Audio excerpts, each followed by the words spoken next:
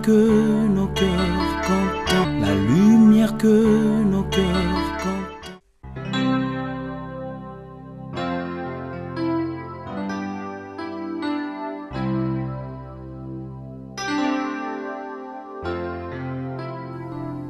Tu es le fidèle compagnon qui nous rassure dans le parcours, et c'est l'éclat de ta beauté qui éclaire le chemin de ma vie. Et comme une brebis fragile, je trouve ma force dans la chaleur de tes bras de bon berger.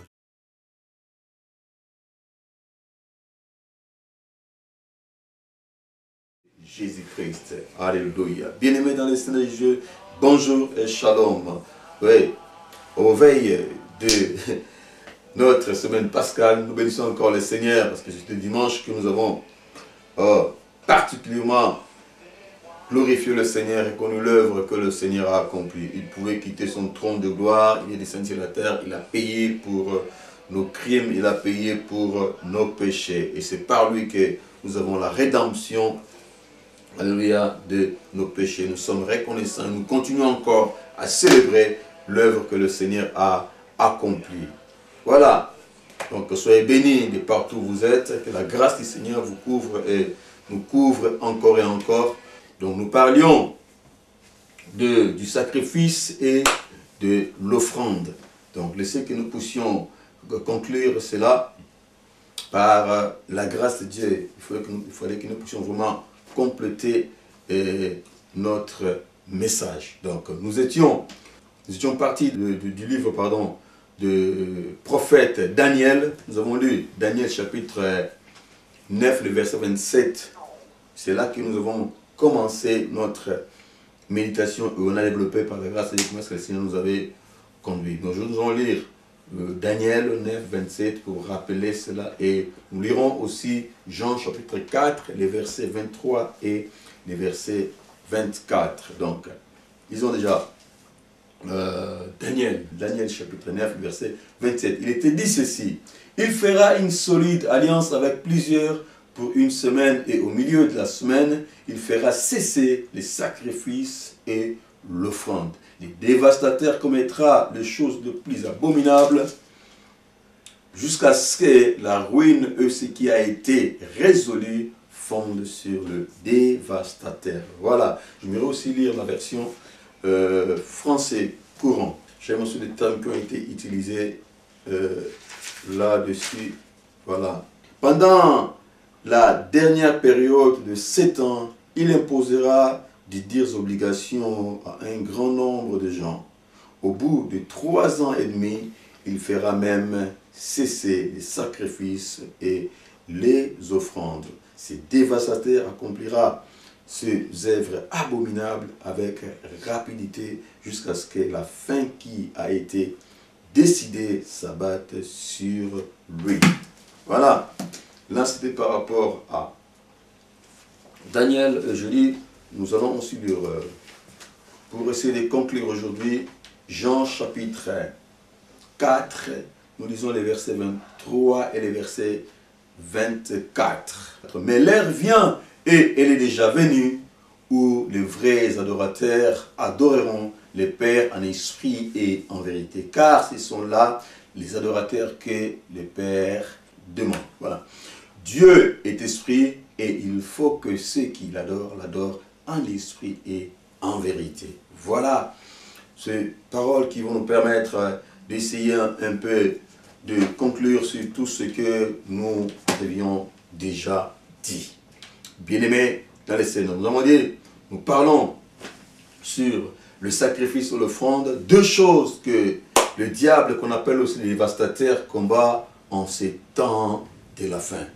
Et le sacrifice et l'offrande, 2 choses, je disais, qui approchent l'homme de son Créateur. Alléluia. Par le sacrifice et l'offrande, l'homme reconnaît son Créateur. Par les sacrifices et l'offrande, l'homme s'humilie devant son Créateur. Par le sacrifice et l'offrande, l'homme manifeste sa faiblesse devant Dieu, son Créateur, et recourt à l'assistance de son Dieu.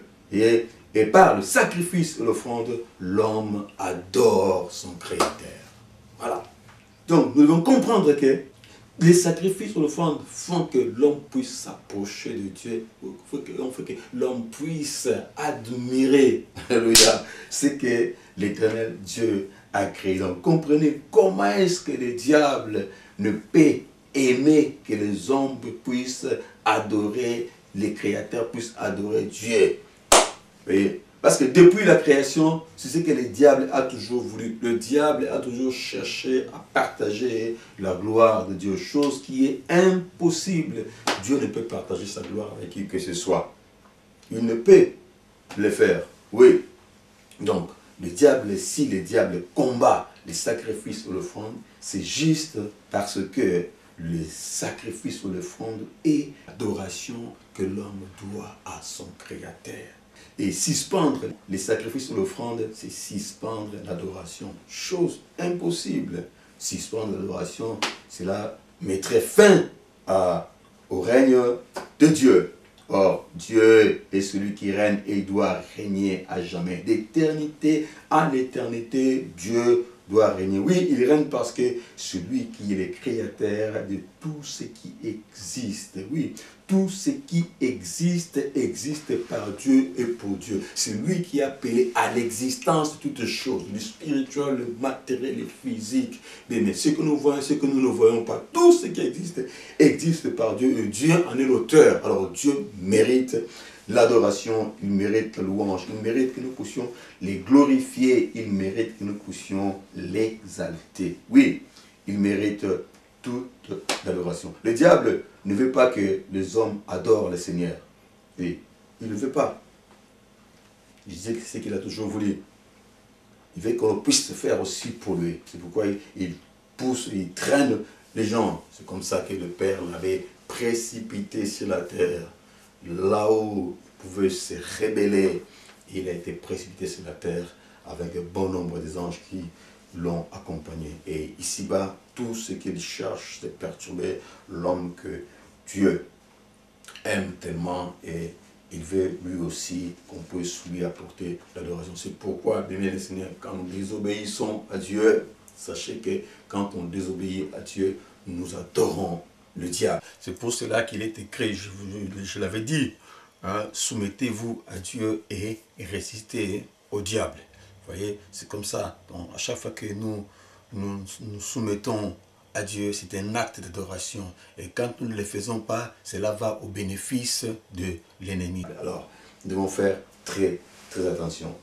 Faites très attention par rapport à comment est-ce que nous vivons, comment est-ce que nous nous comportons. Le diable ne veut pas que les hommes adorent. Alors, le Seigneur Jésus-Christ a compris cela.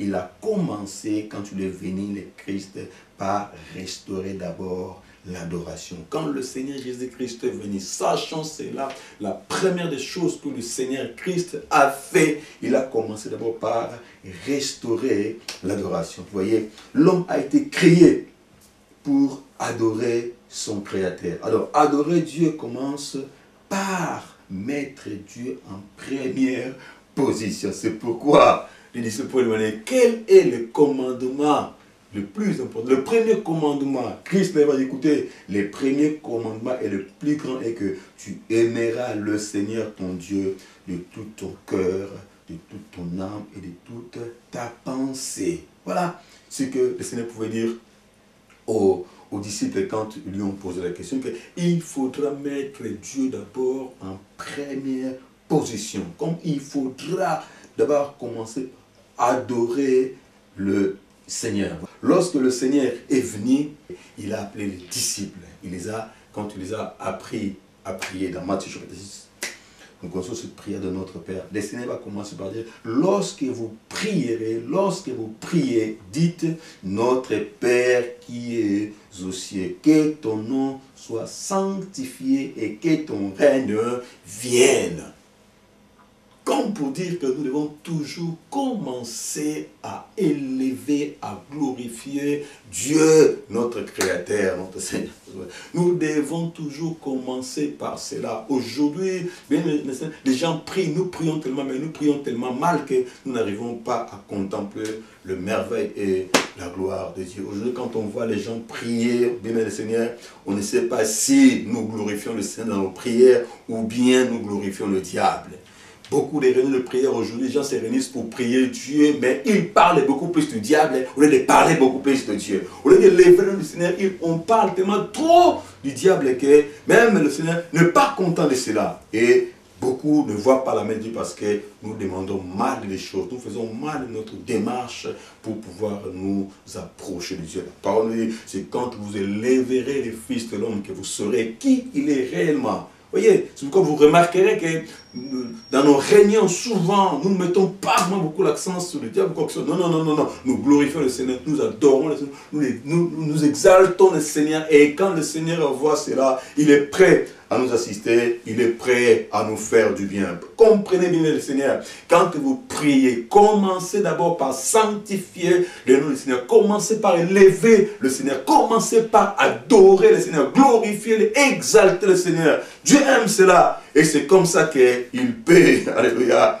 nous secourir. Et ça, il faut l'espérer. Et ça, il faut le faire, pardon. Mais seulement, il faut bien le faire. Nous allons les découvrir dans les messages. Le Seigneur est bon, le Seigneur est merveilleux. Oui, il ira dire, commencez d'abord par l'adoration, parce que élevez le Seigneur, que ton nom soit sanctifié, que ton règne vienne, que ta volonté soit faite la terre comme au ciel. Donc, nous demandons la volonté de Dieu. Ceci est l'adoration que l'on donne à Dieu. Commencez d'abord par adorer le Seigneur. Avant quoi que ce soit, reconnaissez d'abord la souveraineté de Dieu. Très important.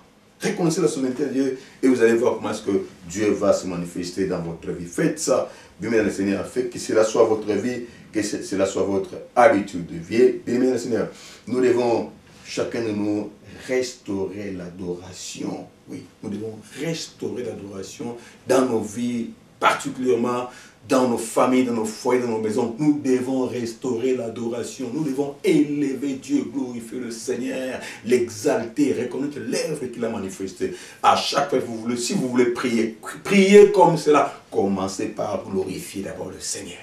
Où que vous soyez, même quand vous êtes seul dans votre chambre, vous priez, commencez par elle. Mais cela doit être votre vie. Alléluia.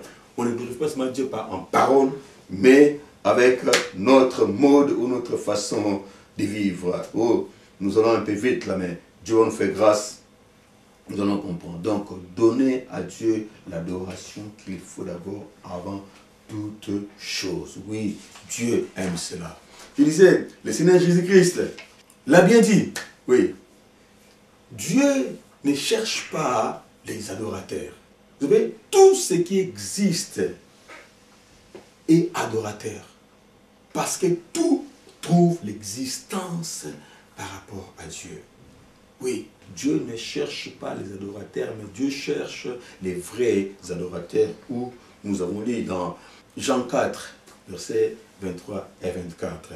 Dieu ne manque pas d'adorateurs et Dieu ne manquera jamais d'adorateurs. Parce que je disais, tout ce qui existe, tout ce qui a souffle de vie, adore le Seigneur, doit adorer le Seigneur. C'est pourquoi il est écrit, je l'ai dit encore ici au commencement, au début, que tout ce qui respire loue l'Éternel, louez l'Éternel. Tout ce qui a souffle de vie qui existe ici-bas, même les animaux, même les insectes, tous ceux qui ont souffle, adorent à leur manière, reconnaissent la souveraineté de Dieu, reconnaissent l'existence de Dieu qui a appelé toutes choses, alléluia, à se manifester. Voyez, donc Dieu ne cherche pas d'adorateurs, mais il cherche les vrais adorateurs. Oui, il pouvait dire à la femme samaritaine, l'heure vient, elle est déjà venue, où les vrais adorateurs adoreront le Père en esprit et en vérité, car c'est là les adorateurs que le Père cherche. Dieu est esprit et il faut que ceux qui l'adorent, l'adorent en esprit et en vérité. Oui, bien le Seigneur. Dieu est esprit. Nous devons l'adorer en esprit et en vérité. Oui, adorer en esprit et en vérité veut dire ceci. Nous devons commencer l'adoration. L'adoration commence d'abord avec notre être spirituel, avec notre être intérieur. Et ça peut finir par se manifester. Mais il faut que nous poussions d'abord, nous, notre fort intérieur. C'est pourquoi, alléluia, au début, nous avons dit que Dieu a dit, il faut aimer l'Éternel de toute sa force, de toute son âme et de toute sa pensée. Donc c'est notre être spirituel d'abord. L'homme est d'abord un esprit. Donc notre esprit doit commencer par adorer le Seigneur, se soumettre à Dieu, et cela peut se manifester après par des actes, des actions que nous pouvons poser, et nous pouvons aussi, alléluia, oui, accompagner cela, les témoigner par nos louanges, l'adoration, les cantiques, les danses et tout ce que nous pouvons faire. Tout cela vient après, mais d'abord, notre être intérieur doit adorer, doit se soumettre à Dieu d'abord. Notre être intérieur doit reconnaître la souveraineté de Dieu d'abord. C'est ça, adorer en esprit et en vérité. Alléluia. Qui adore le Seigneur aujourd'hui? Qui sont ces vrais adorateurs? Où trouver ces vrais adorateurs? On va les trouver où, ces vrais adorateurs? À l'église. Alors, quelle église? Quelle église où on va trouver les vrais adorateurs? Les églises mûres, les églises communautés, les rassemblements des gens. Tu vois? Quelle est l'église? L'église est aujourd'hui dégradée. L'église est corrompue. Mais le Seigneur, où les gens déjà commencent par les leaders, les leaders même, sont rongés par les soucis du siècle présent. La séduction des richesses et l'invasion des autres convoitises. Alléluia. Étouffe la parole et les rendent infructueuses.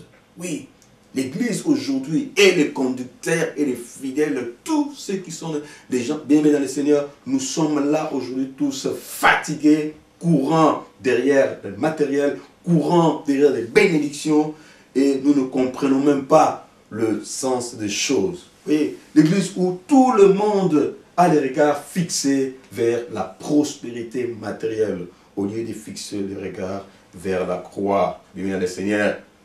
Une église où tout le monde veut tout avoir, alors le plus rapidement possible. Une église où tout le monde veut une vie de facilité. Or le Seigneur pouvait dire que non, celui qui veut venir après moi, qu'il se charge de sa croix et qu'il me suive. Aujourd'hui, l'église ne veut pas prendre la croix. L'église ne veut pas porter sa croix. Les serviteurs, servantes, personne ne veut porter la croix et suivre le Seigneur. Non, bien le Seigneur, ça ne marchera pas. Pour que nous puissions être des vrais adorateurs qui font la volonté de Dieu, nous devons chacun de nous prendre sa croix et marcher après le Seigneur. Chacun de nous doit accepter les traitements que le Seigneur peut nous donner pour qu'enfin nous finissions à être des vrais adorateurs. Voyez, une église aujourd'hui sans crainte de Dieu, où la sanctification est inexistante. L'église d'aujourd'hui, tout est modernisé. Les gens n'ont pas la crainte de Dieu. Nous confondons la grâce de Dieu, alléluia, que le Seigneur Jésus-Christ nous a amenés. Non, la grâce ne veut pas dire que non, on va vivre à l'église, on sera là comme ça, on ne fera pas des efforts, on ne va pas souffrir, quoi que ce soit, parce que nous sommes dans la grâce et Christ a tout accompli, donc nous devons tout avoir dans la facilité. Non, mon bien-aimé, nous comprenons mal aussi la grâce. Mais c'est pas un sujet, on en parlera et Dieu va nous faire grâce, on va comprendre comment. Je disais, les dirigeants eux-mêmes n'ont pas la notion de l'obéissance à la parole de Dieu, bien le Seigneur. L'église d'aujourd'hui n'a pas l'obéissance à la parole de Dieu. L'église d'aujourd'hui ne se concentre pas sur la parole, ne fixe pas le regard sur la parole de Dieu. Les gens ont le regard tourné vers autre chose. Les gens viennent à l'église, mais ils pensent à autre chose. Leur esprit, alléluia, n'est pas des fois dans même la salle ou dans l'église ou dans le culte, suivant ce qui se passe. Vous voyez, une église où on voit les gens avec des mauvais comportements, mais ils sont là en train de servir l'Éternel. Les gens se comportent mal, mais on ferme les yeux. Les gens peuvent servir au sacerdoce. sans la crainte de Dieu, sans l'obéissance à la parole de Dieu, on laisse faire. Oui, et ils se disent adorateurs. Les serviteurs et servantes dans le département commission, ils sont dans l'intercession, chantres, protocole, prédicateurs même, dans les diaconats, anciennats et autres. Donc les gens aiment beaucoup plus les choses de Dieu, mais les gens n'aiment pas Dieu lui-même. Comment voulez-vous que nous puissions voir la gloire de Dieu? Alors quel genre d'adorateurs et d'adoratrices nous sommes, bien Seigneur? Si nous ne voulons pas nous soumettre à Dieu, pas s'adorer, c'est aussi se soumettre à Dieu. Et quelle qualité d'adoration que nous pouvons apporter à Dieu si nous ne sommes pas fidèles? Quelle qualité? Le Seigneur Jésus-Christ va dire, même parlant de la femme samaritaine, il va dire à la femme samaritaine, va, appelle-moi ton mari et viens ici. Pendant qu'il conversait, là c'est toujours dans Jean chapitre 4, si vous comprenez encore mieux, vous lisez la parole du femme samaritaine. Nous avons lu les versets 23-24, vous pouvez commencer Jean chapitre 4, commencez à partir du premier verset. Lisez cette histoire même jusqu'à la fin, Jean chapitre 4, jusqu'à la fin. Vous allez découvrir et comprendre beaucoup de choses là-dessus. Le Seigneur Jésus, pendant qu'il conversait, il va dire à la femme samaritaine, écoutez, vas-y, toi qui es adoratrice, toi qui viens adorer au puits de Jacob, c'est bien. Alors maintenant, vas-y, appelle-moi ton mari et viens me rejoindre ici. Alléluia. Comme pour dire que parle-moi un peu de comment est-ce que tu vis. Quelle vie mènes-tu en tant qu'adoratrice? Parce qu'il s'agit de la femme samaritaine. Mais là, la question nous est posée à nous tous. Alléluia. L'église, nous sommes la femme, l'épouse du Seigneur Jésus-Christ. La question nous est posée. Comment est-ce que nous menons notre vie d'adorateur? Comment est-ce que nous menons notre vie d'adoratrice? Parce que adorer le Seigneur, bien aimé, ce n'est pas seulement à l'église où on vient adorer le Seigneur. Non, nous adorons le Seigneur partout où nous sommes. Adorer le Seigneur, c'est reconnaître qu'il est Dieu, il est souverain pour nous. Et Dieu n'est pas seulement Dieu à l'église, Dieu est Dieu partout où nous sommes. Dans ma maison où je vis, Dieu est Dieu. Je dois glorifier le Seigneur, je dois sanctifier le nom du Seigneur partout où je dois être. Nous sommes aujourd'hui serviteurs, servants de Dieu, fidèles en Christ, enfants de Dieu. Est-ce que nous sanctifions le nom de Dieu seulement? Est-ce que partout où nous sommes, Christ est glorifié? Est-ce que nous glorifions Dieu partout où nous sommes? Est-ce que là où nous habitons, les gens peuvent glorifier notre Dieu? C'est ça le problème. Nous devons adorer le Seigneur par notre comportement, par notre manière de faire des choses. Nous devons adorer le Seigneur comme cela. Il faudrait que partout où je vis, que les gens puissent voir que oui, celui-là est vraiment un adorateur, celui-là est vraiment une adoratrice. Par nos comportements, par nos faits, par nos gestes, par nos actes, nous devons manifester l'adoration en tout et pour tout.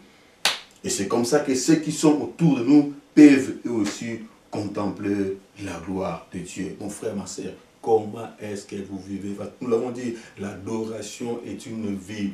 Et la vie de tous les jours. Comment est-ce que vous vivez au jour le jour? Le Seigneur a posé à la femme samaritaine la question, vas-y, appelle-moi ton mari et viens ici me retrouver. Après quoi tu pourras adorer?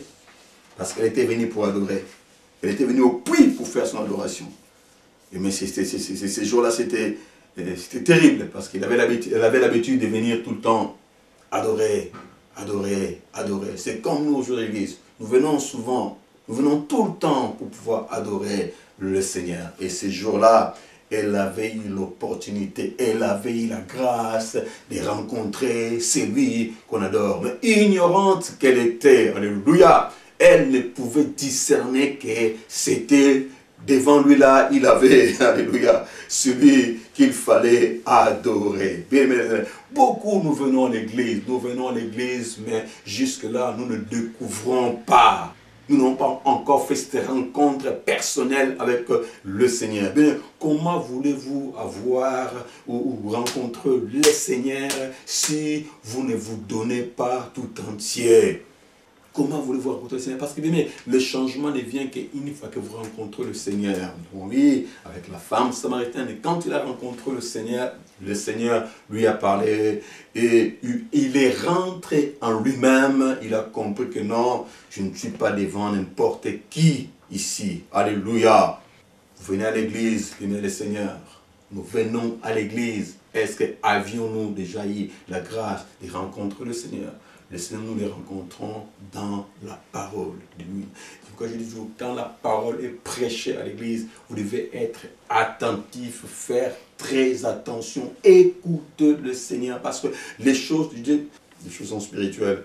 Quand nous venons à l'église, bien le Seigneur un conseil, soyez concentrés, venez à la rencontre du Seigneur, venez à la recherche du Seigneur. Ne viens pas à l'église pour autre chose. Bien aimé, quelle est votre motivation quand vous venez à l'église? Pourquoi vous venez à l'église? Vous venez faire quoi à l'église?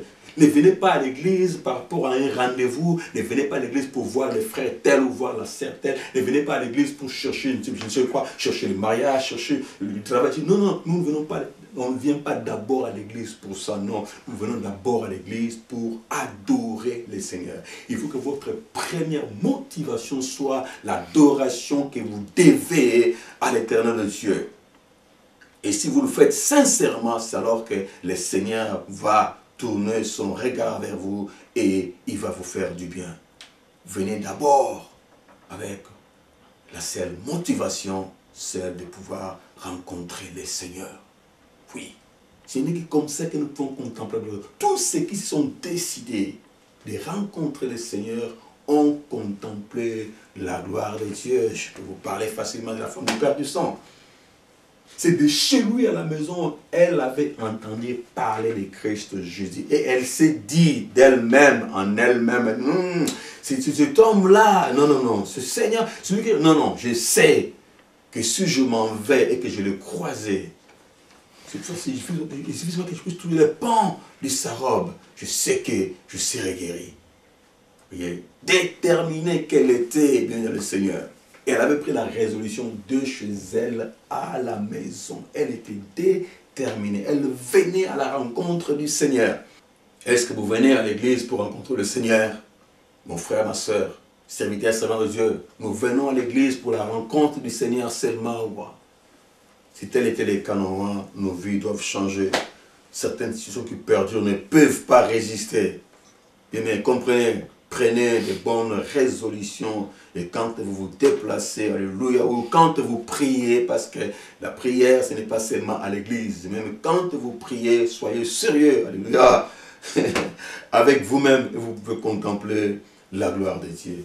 Voyez, bien en Christ, aujourd'hui, à l'instant où vous écoutez cette parole, Dieu vous pose la question, Dieu me pose la question, Dieu nous pose la question. Comment est-ce que vous vivez? Alléluia. Comment vivez-vous en tant qu'adorateur ou adoratrice? Quelle est votre vie d'adorateur ou d'adoratrice? Quelle est votre vie? Puisque nous avons dit, les sacrifices et l'offrande est un culte que nous donnons à Dieu. Le culte que tu donne à Dieu doit être agréable. Pour que le Seigneur puisse vous apprécier, pour que les Seigneur puisse répondre, il faut que notre culte soit agréable à Dieu. Bien, le Seigneur, par les sacrifices et l'offrande, je disais, l'homme revient à son Créateur. Laissez-moi vous ramener un peu dans l'ancienne alliance, parce que les sacrifices ne se font pas, n'ont pas seulement commencé ici, ça a commencé depuis très longtemps. Et dans l'ancienne alliance, que nous avons communément, l'Ancien Testament, les gens faisaient des sacrifices. Il y avait plusieurs sortes de sacrifices que les gens pouvaient faire. Et on ne va pas rentrer dans des détails, on va dire survoler, juste pour que vous puissiez avoir un aperçu. On parlera de ça quand nous parlerons des sacrifices. Nous allons entrer en profondeur et vous allez comprendre encore beaucoup de choses. Donc comprenez qu'il y avait beaucoup de sacrifices qui se faisaient dans l'Ancienne Alliance. Il y avait les sacrifices d'Holocauste ou d'action de grâce, les sacrifices d'expiation pour le péché, les sacrifices de culpabilité aussi. Vous voyez, sacrifice d'Holocauste, sacrifice d'action de grâce, sacrifice d'expiation pour le péché et sacrifice pour la culpabilité. Vous voyez, ce sont le sacrifice qui se faisait dans l'ancienne alliance. Vite fait pour vous, l'Holocauste, c'était le sacrifice d'une agréable odeur à l'Éternel, où il fallait répandre le sang de l'animal autour de l'autel et au-dessus, et on plaçait le corps entier sur l'autel et on pouvait le brûler. Et l'action de grâce, c'était l'expression de la reconnaissance de l'homme pour les bénédictions reçues et les désirs de communion avec son Dieu. Les gens peuvent faire des sacrifices de grâce comme ça, pour s'approcher, reconnaître que Dieu était celui qui nous bénit, Dieu était celui qui nous fait du bien, et pour que nous puissions rester en communion en lui, les gens faisaient des sacrifices d'action et grâce. Et il y a aussi les sacrifices d'expiation, oui, c'était pour l'expiation et la purification par rapport au péché. Quand ils ont péché, ils venaient avec un sacrifice, ils s'offraient à Dieu pour l'expiation de leur péché et la purification. Je parle aussi du sacrifice de culpabilité. C'était pour l'expiation aussi et la purification des péchés commis involontairement ou encore dans les domaines matériels. Tu vois, donc, quand il y avait des problèmes entre les gens, quand il y avait des problèmes, donc pour se faire pardonner, les gens venaient faire de sacrifice. Donc, tu veux faire quelque chose, tu te culpabilisais, donc tu te jeûnais.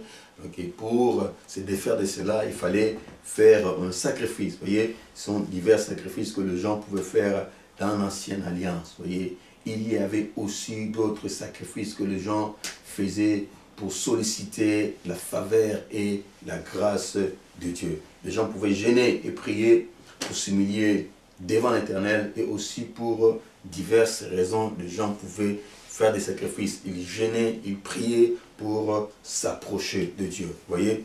Mais bien maintenant, tous ces sacrifices n'ont plus lieu d'être, car ils étaient l'image du sacrifice parfait que le Seigneur Jésus-Christ a accompli. C'était l'ombre des choses qui allaient venir. Voyez.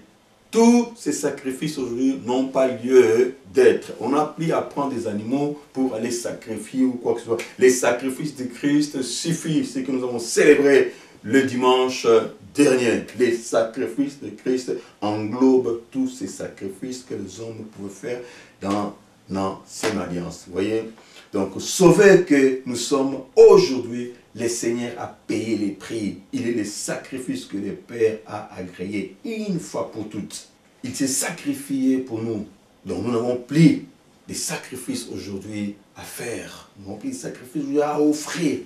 C'est pourquoi l'apôtre Paul, parlant du sacrifice, pouvait dire, Romains chapitre 12, le verset 1, je vous exhorte par la compassion de Christ à offrir vos corps comme un sacrifice vivant, saint, agréable à Dieu, ce qui sera de votre part un culte raisonnable. Je relis encore cette parole. L'apôtre Paul va dire ceci, Romains, chapitre 12, le verset 1er. Je vous exhorte, frères, par les compassions de Dieu, à offrir vos corps comme des sacrifices vivants, saints, agréables à Dieu, ce qui sera de votre part un culte raisonnable. Bien-aimés dans le Seigneur, puisque l'ennemi, oui, le diable, nous combat du côté charnel, donc par rapport à notre faiblesse de la chair, le diable vient par la convoitise de la chair et par la convoitise des yeux. Ah, pour cela, comme c'est de ce côté-là que lui vient, et que l'homme regarde ce qui frappe à l'œil, nous devons faire très très attention. Nous devons offrir nos corps comme un sacrifice, accepter de souffrir dans la chair et ne pas céder à l'ennemi par rapport à la convoitise, bien le Seigneur. C'est comme ça que le diable vient. Il commence par des pensées. Vous pensez, vous regardez, vous voyez. Après quoi, vous pouvez aller tomber. Vous enviez, vous convoitez. Les gens, vous convoitez les choses des gens. Vous enviez ce que les autres ont. Les spirituels, les matériels, les physiques. Ce sont des pensées que le diable met dans nos têtes. Il nous combat comme cela. Et nous finissons par tomber dans le péché. Alors nous devons d'abord vaincre les combats spirituels. Nous devons d'abord vaincre parce que, alléluia, en réalité, le combat n'est pas charnel, mais le combat est spirituel. Oui, il est vrai, ça finit par se matérialiser, mais ça commence d'abord par l'esprit. Alors nous devons être forts spirituellement, donc nous devons lui résister. Pour que vous puissiez résister, l'apôtre Paul ici nous a porté ses conseils, nous devons, oui, sacrifier notre corps. Sacrifier les appétits charnels, sacrifier les envies charnelles qui peuvent nous pousser à aller à l'encontre de la volonté de Dieu. Et cela ne peut nous être donné que si nous sommes des hommes et des femmes fervents qui croient au Seigneur, qui écoutent la parole de Dieu. Parce que toutes les ressources possibles, nous trouvons cela dans la parole de Dieu. Ce qui peut faire que vous vous tenir ferme et que vous ne tombez pas dans le péché. Ce qui peut faire que vous puissiez vous abstenir et que vous puissiez offrir votre corps comme sacrifice ne peut venir que de la parole de Dieu. C'est pourquoi nous devons faire très attention. Je disais, tout ce que nous offrons, tout ce que l'on peut offrir, tout ce que l'on peut donner est extérieur à l'homme. Tout ce que les gens donnaient dans l'Ancien Testament, ils pouvaient prendre des animaux, sacrifier, tuer, tout cela est extérieur. Mais non, ce n'est pas ce que Dieu veut, ce n'est pas ce que Dieu attend de nous. Dieu attend que nous soyons d'abord des hommes spirituels. Nous l'avons dit, Dieu est esprit et ceux qui l'adorent doivent l'adorer en esprit et en vérité. Nous devons d'abord commencer l'adoration dans notre esprit, dans notre fort intérieur. C'est à l'intérieur de nous, le problème est là d'abord. Ce qui finit par se matérialiser commence d'abord par l'esprit, dans le spirituel, en l'intérieur, dans nos cœurs, dans nos pensées, nos vies. Nous commençons à penser, à méditer la chose et on finit par la faire. Donc nous devons être très attentifs. Déjà, comprendre que non, peu importe les besoins de la chair, peu importe la convoitise de la chair, peu importe la convoitise des yeux, je vais moi d'abord soumettre mon corps. C'est pourquoi, nous l'avons dit, le Seigneur Jésus-Christ a commencé d'abord par crucifier les œuvres de la chair. Dès qu'il était sorti de son baptême, il est passé directement dans le désert, gêné et prier. Nous l'avons dit, non seulement pour s'humilier, alléluia, mais c'était aussi pour vaincre les œuvres de la chair, pour vaincre la convoitise de la chair et la convoitise des yeux. Nous devons être les hommes et les femmes, bien-aimés du Seigneur, qui suivent le modèle que le Seigneur Jésus-Christ. Dieu soit loué, béni soit le Seigneur. Nous devons d'abord s'abstenir, oui, spirituellement. Oui, nous devons vaincre d'abord en esprit, pour que nous puissions vaincre tout ce qui est physique. Oui, je disais que ceci était un conseil d'un loin de Dieu, que l'apôtre pouvait dire. Et c'était une parole qui était inspirée, et toute écriture inspirée de Dieu, utile pour instruire, pour éduquer, pour corriger. L'apôtre Paul, c'était un chevronné ici. Il ne parlait pas seulement de ce qu'il pouvait recevoir de Dieu, mais aussi par rapport à ce qu'il versait, parce qu'il le voyait. Il pouvait apporter les conseils qu'il fallait. Là, c'était point par l'Esprit de Dieu. Faites très attention, offrez vos corps. Si vous pouvez souffrir dans la chair pour le Seigneur, acceptez de souffrir et ne cédez pas à la tentation. Oui, sacrifiez-vous. Que vos corps soient sacrifiés. Ça serait un culte raisonnable. Ça serait un bon culte que vous allez donner à votre Dieu. Je disais, le culte, nous ne le vivons pas seulement à l'église. C'est toute notre vie. Partout où nous sommes, partout où nous habitons, à l'école, au travail, dans tout notre environnement, nous devons adorer le Seigneur par notre comportement, par nos faits, par nos gestes, par tout ce que nous pouvons faire, par tout ce que nous faisons. Alors, quel sacrifice faire encore? Le sacrifice du Christ suffit. Le sacrifice, alléluia, et spirituel, vous voir dans la vie de Jésus-Christ. Tout le sacrifice que le Seigneur Jésus-Christ a fait était d'abord spirituel. Je disais ici, mais comme l'homme regarde ce qui frappe à l'œil, les choses finissent toujours par se matérialiser. Mais d'abord, les choses sont spirituelles. Nous avons dit, le Seigneur Jésus-Christ est venu, il a payé les prix de nos fautes. Il a payé les prix pour tout sacrifice que nous pouvions faire. Et le sacrifice que le Père a créé. Alors, quelle adoration donner à Dieu?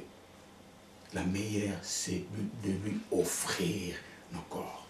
Parce que nous sommes combattus par la chair. Parce que nous sommes combattus par la convoitise. Alléluia.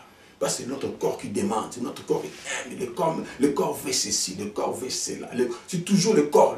Non, non, non. Commencez d'abord par assujettir le corps. Soumettez d'abord votre corps spirituellement. Et ce n'est comme ça que vous pouvez vaincre tout autre péché. Oui, l'adoration la meilleure, c'est de marcher dans l'obéissance de la parole de Dieu. L'esprit te pousse à aller dans le mal. Mais tu dis non, tu résistes. Tu dis non, je ne suis plus esclave du péché. Mon Seigneur m'a déjà libéré. Mon Seigneur a déjà payé les prix. Je suis affranchi. Et je ne peux pas faire n'importe quoi avec mon corps. Vous voyez, de nos jours, les gens font tellement de sacrifices aujourd'hui. Vous allez voir, jeûne de 40 jours, jeûne de 22 jours, jeûne de... Tout ça, ce sont des sacrifices. Les gens peuvent vous donner, offrir à l'église. Tout ça, ce sont des sacrifices. Mais souvenez-vous, il est écrit, l'obéissance vaut mieux que le sacrifice. On a appris à faire des sacrifices des animaux, à les donner, égorger, quoi que ce soit. Les sacrifices sont devenus maintenant spirituels. Mais dans ces sacrifices spirituels que nous faisons des fois, dans le jeûne que nous faisons, les prières, dans tout ce que nous offrons peut-être d'abord à Dieu, nous devons savoir que l'obéissance vaut mieux que les sacrifices. Dieu agrée les sacrifices qui se fait dans l'obéissance. Le peu de sacrifices spirituels que nous pouvons faire et qui peuvent se manifester, nous devons d'abord obéir à Dieu. D'abord, nous devons l'obéissance d'abord à la parole, la soumission à la parole de Dieu. Nous pouvons faire des sacrifices comme pour s'humilier devant Dieu, comme une marque d'humilité, mais il nous faut les faire dans l'obéissance. Dieu n'agrée que les sacrifices qui se font dans l'obéissance. Le Seigneur Jésus-Christ, lui, le modèle parfait, excellent que nous avons. Vous savez, qu'est-ce que le Seigneur Jésus-Christ a fait? Il a offert toute sa vie à Dieu, venu dans ce monde comme vous et moi, existant en forme de Dieu, 100% Dieu, 100% homme. Oui, il s'est sacrifié. Non seulement il a donné sa vie, il est parti mourir à la croix. Il est mort sur la croix. Non seulement il a porté sa croix, il a suivi les traitements qui lui a été réservés afin de pouvoir finir dans la gloire. Il a suivi les traitements qu'il faut. Je disais ici, le Seigneur Jésus-Christ a dit que celui qui veut venir après lui doit se charger de sa croix. Bien, mais chacun de nous a une croix à porter. Vous avez votre croix à porter. Et votre croix à porter, personne ne peut vous aider à la porter comme il faut, si ce n'est que la personne du Seigneur Jésus-Christ. Souvenez-vous, le Seigneur Jésus-Christ portait sa croix, il partait en plein flagellé, on le tapait, blessé, fatigué. On a pris la croix du Seigneur Jésus-Christ, on l'a donné à un monsieur, M. Simon, un monsieur qui passait dans M. Simon de Cyrène. On lui a donné la croix du Seigneur Jésus-Christ. Bien, le Seigneur, il a essayé de porter, mais il n'a pas pu, le pauvre, parce que ce n'était pas sa croix. Chacun de nous doit porter sa propre croix. Nous sommes à l'église, oui, nous vivons la grâce de Dieu, le Seigneur a tout accompli, mais nous avons une expérience à passer avec le Seigneur. Nous avons une expérience à passer avec le Seigneur, bien le Seigneur. Et ça, il faut le faire. Le Seigneur Jésus-Christ, quand il est avec Jésus, il était 100% Dieu, il était 100% homme. Il avait tout ce qu'il faut pour pouvoir créer des miracles ou faire quoi que ce soit. Mais pendant que le diable et l'ennemi étaient là, déjà, dans le désert, après son baptême, le diable est venu vers le Seigneur. Tout ce que le diable demandait au Seigneur, le Seigneur était capable de le faire. Il est Dieu, mais il ne l'a pas fait. Même prendre la pierre, il est transformé en pain pour qu'il mange. Et Christ était capable de le faire. Mais en ce moment-là, ce n'était pas le moment où il devait manifester le côté Dieu Tout-Puissant. Il était là pour pouvoir s'humilier. Il était là pour se rabaisser. En ce moment, il ne pouvait rien. Il disait, Jésus-Christ ici-bas sur la terre, il n'a pas regardé au bonheur de ce monde, à la gloire de ce monde. Il était Dieu, il était roi, il pouvait régner s'il pouvait s'imposer. Il pouvait s'imposer. Mais seulement il serait en dehors de la volonté de Dieu. Il n'allait pas obéir à la parole de Dieu. Alléluia. Donc c'est dans l'obéissance, c'est pour l'obéissance, oui. C'est pour l'obéissance que le Seigneur s'est humilié. C'est par rapport à l'obéissance à Dieu. Dieu qu'il était, roi qu'il était, tout puissant qu'il était. Mais en ce moment-là, il était devenu faible. Il s'est fait faible. Tout cela, pourquoi? C'est pour se soumettre à Dieu. Et il a fait cela pour nous sauver. Lui, le Christ, le Messie, le modèle parfait par excellence. Il s'est donné en sacrifice, comme pour nous montrer l'exemple, bien le Seigneur. Nous devons savoir, sans le sacrifice, nous ne pouvons rien. Serviteurs, servants de Dieu, fidèles en Christ, le sacrifice ou l'offrande est très important dans nos vies. Sans les sacrifices, on ne peut pas avoir un ministère puissant. Sans les sacrifices, on ne peut pas vivre les miracles authentiques de Dieu. Pour avoir un ministère puissant, nous avons besoin de nous approcher de Dieu par les sacrifices. Nous avons besoin de pouvoir chercher la face de Dieu par le sacrifice. Un ministère puissant est un ministère, alléluia, qui sait s'approcher du Seigneur, qui sait s'humilier devant le Seigneur. Nous prions, nous jeûnons, nous approchons de Dieu pour chercher la face de Dieu, afin que le Seigneur puisse se servir de nous et que le Seigneur puisse se manifester. Quand nous prions, quand nous jeûnons, quand nous nous sacrifions, c'est une marque d'humilité que nous manifestons auprès de Dieu. Et quand nous rabaissons comme ça, Dieu vient pour pouvoir nous élever. Il a accompli des miracles, alors des miracles authentiques.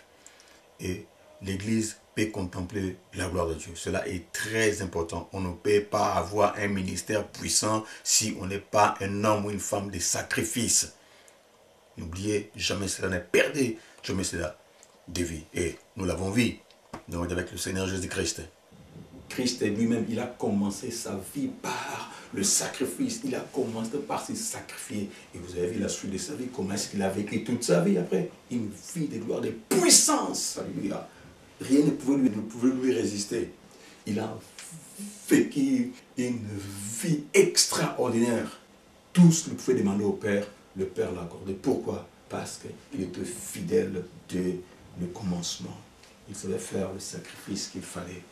C'est pourquoi dans Philippiens chapitre 2, le verset 9 à 11, il est dit à son sujet, c'est pourquoi aussi Dieu l'a souverainement élevé et lui a donné le nom qui est au-dessus de tous les noms, afin qu'au nom de Jésus, tous genoux fléchissent dans le ciel, sur la terre et sous la terre. Et toute langue confesse que Jésus-Christ est Seigneur à la gloire de Dieu le Père. Voilà, le Seigneur ne pouvait se mettre à la droite de Dieu sans avoir à accomplir la volonté de Dieu. C'est parce qu'il s'est sacrifié, c'est parce qu'il s'est donné, il s'est offert et finalement il s'est retrouvé à la gloire de Dieu.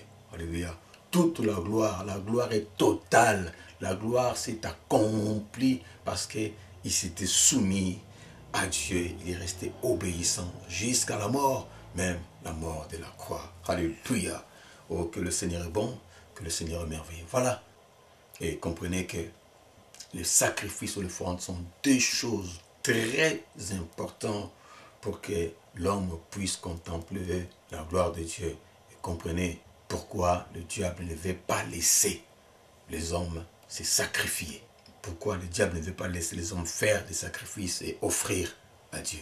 Donc, bien aimé, comprenez que les sacrifices ou les offrandes sont deux choses qui attirent l'homme dans la présence de Dieu. Et les sacrifices ou l'offrande et l'adoration que l'homme doit à son Créateur. Par le sacrifice et par l'offrande, l'homme s'humilie et adore son Seigneur. Ne soyez pas étonnés aujourd'hui que les gens deviennent de plus en plus incrédules, ne voulant pas faire des sacrifices et donner à Dieu. Tout cela, c'est combattu par le diable. Le diable est derrière toutes ces actions pour pouvoir essayer de freiner l'œuvre de Dieu. Et c'est là pour nous empêcher de ne pas accéder à la gloire de Dieu. Mais Seigneur, nous devons faire très attention. Tout ce que l'on vit, bien aimé, doit être vérifié. Ne nous engageons pas dans n'importe quoi. Ne faisons pas n'importe quoi avant de faire quoi que ce soit. Veillez d'abord, prier le Seigneur et écouter la voix du Seigneur. Nous devons avoir les discernements pour comprendre qu'est-ce que nous devons faire et qu'est-ce que nous ne devons pas faire. Les temps sont très durs, les temps sont compliqués.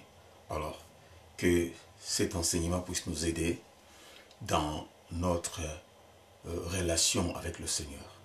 Soyez bénis. Shalom, shalom. La lumière que nos cœurs contemplent, la lumière que nos cœurs contemplent.